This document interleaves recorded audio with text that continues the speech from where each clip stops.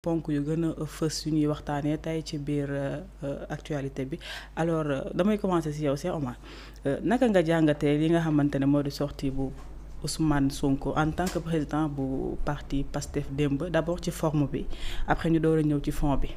waaw mais dans la forme c'est du Ousmane Sonko. Ousmane Sonko c'est du Ousmane Sonko parce que Sonko moom noonu lañ ko xamee. Et puis bokk na ci li nga xam ni moom moo ko indi fi mu egg tey mooy il a un discours direct il a toujours un discours sans porter de gants. Et que il n'est pas dans les compromissions. Et puis dans ses discours c'est des discours directs il cherche pas à calculer ndax li muy wax neex na dégg wala neexut a dégg mais il le dit sans porter de gants. Et je crois que ku koy jéem a définir ci leneen da nga koy dénaturer parce que bi muy dugg sur la scène politique il est venu comme ça parce que nit ku nekk ak ni ñu la mooñee ak ni ñu la bindee. Et je crois que force am mooy sincérité bi muy am dans ses discours force am bi mooy la spontanéité bi nga xamante ni moom moo nekk dans ses discours.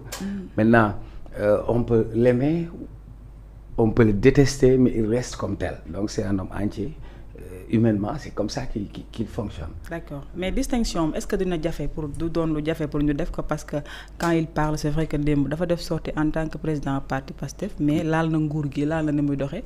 te yow mais xam nga dafa am ñetti notion il y a le pays le peuple et le parti. Il y a le pays le peuple et le parti.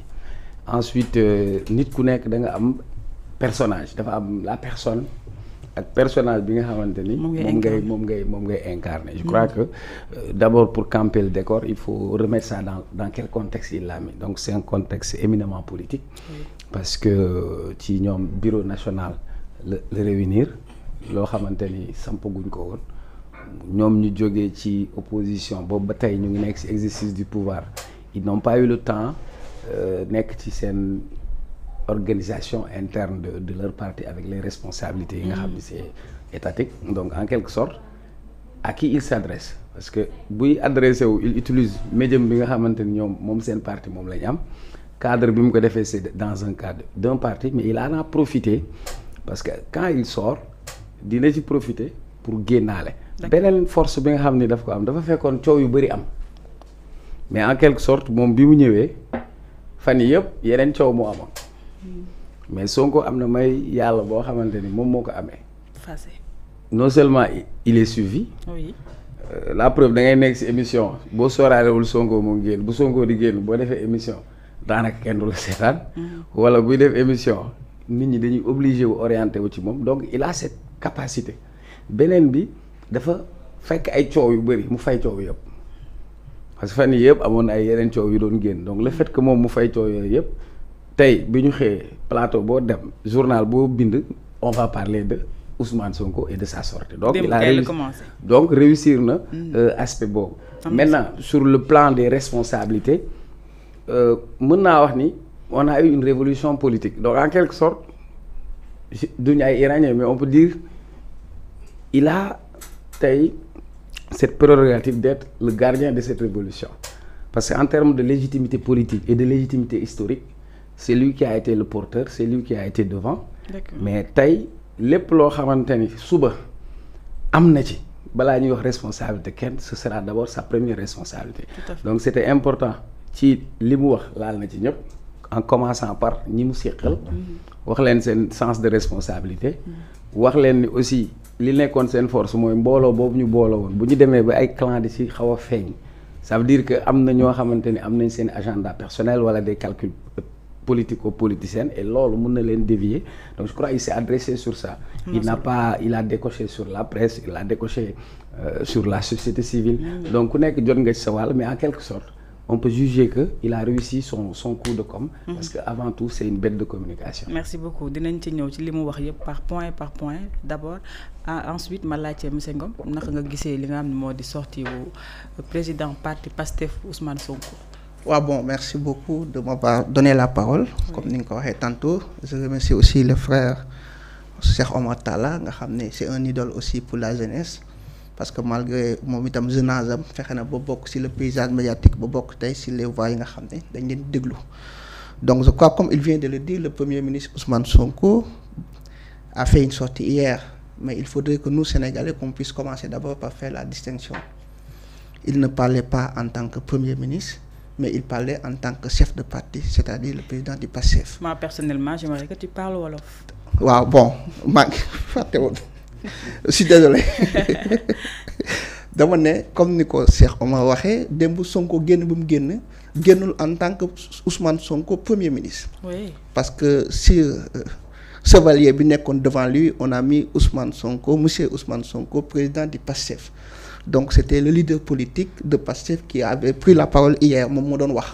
Maintenant Sonko nag dafa am lu ñu koy reconnaître mooy c'est-à-dire il a un parcours de combattant. Ba mu commencé 2014 jusqu'à nos jours, il s'est toujours battu. C'est un leader incontestable du projet mu nga xam ne moom moo andi le président Diomaye tey au niveau des moo andi Diomaye tey mu nekk président de la République nekk na leader boo xam ne don de soi combat lépp def na ko. Am na aussi si politique li ñuy wax légitimité parce que pour être un acteur politique il faut être légitime bu njëkk si moom il a la légitimité populaire. Tey bokk na ci leader politique yi nga xam ne au niveau national international ñu gën a bëgg lañ. te ñi ko gën a bëgg mooy la France la plus importante ñu ëpp ci askan bi muy ndaw ñi muy la population jeune. bëgg boobu nag ñu ko bëgg tax na tey moom mu nekk mën naa wax ne ci ku njëkk ci histoire koo xam ne fal nga ay député fal nga ay ministre fal un président de la République parce que ne moo ne diw la. ñëpp dem ànd ak diw boobu votel ko. loolu day wane ne encore une fois tey boo ubbee ci xolu sénégalais il y a une partie des sénégalais boo ubbee seen xol yi Sonko nga fay gis. maintenant nag dans son discours comme ni ma ko waxee tantôt da nga koy analyser ci ñaari forme lu positif yi il est revenu sur plusieurs choses parce que wax na sur le redressement économique bi nga xam ne fas yéene na ko def parce que sénégalais yi ci loolu lañ koy xaar wax na aussi sur les contrats que soit mu nekk contrat pétrolier yi mu nekk contrat gazier yi. Que dinañ leen renégocier waat donc loolu aussi nekk na ci li ñu koy xaar mettre na aussi en garde le problème fondamental de nos politiques muy suñu réew yi. mais li ma jaaxal ci contrat yu mu wax nee na bu jaree sax ñu def bras de fer. waaw mooy c'est-à-dire il va le faire donc il va renégocier donc l'autre aspect aussi wax na ci la mise en garde da nga xam ne ñoom ñoo ko la ko seqal. que ce soit les ministres les DG sur des possibilités de corruption yoo xam ne dañ koy xeex muy wàllum guerre ak yooyu donc point yooyu yëpp boo ko jëlee.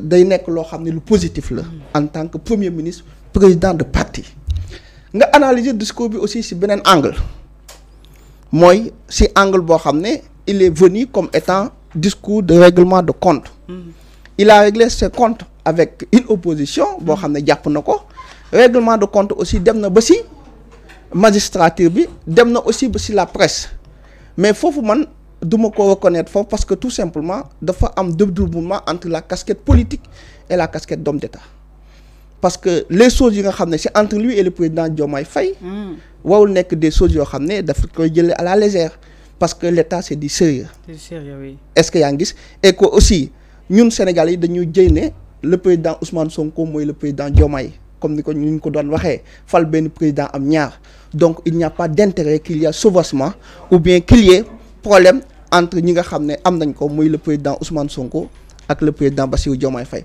Parce que chevauchement boobu noonu day andi benn difficulté comme ni ma la ko waxee soxna Thiaw difficulté bi muy andi mooy day nekk début de crise. D'accord. Et que la politique sénégalaise tey soxlawul crise parce que crise bu amee mën na nekk un handicap pour le pays. Parce que du doon sénégalais yi kese mais ça va impacter tout le peuple sénégalais. Donc ñun en tant que sénégalais amuñu intérêt tey président Ousmane Sonko ak président Diomaye am ay difficultés mais intérêt bi mooy ñu nekk toujours ci dynamique d'ensemble boobu parce que loolu lañ yaakaaree et que aussi l'autre aspect ñu xam ne la politique quand on est l'opposition on dit mais bu ñu ñëwee au pouvoir nous devons être au temps de l'action maanaam commencer jëf xëy ci problématique des Sénégalais parce que Sénégalais yi tey dund bi metti na xiif nañ ainsi de suite donc il y a autant de questions yoo xam ne je crois que tey mérité nañu ñu xoolaat ko mais aussi président Ousmane Sonko gën ci andi ay solutions pour véritablement aider le peuple sénégalais. Très bien. Doyen sorti Ousmane Sonko en tant que président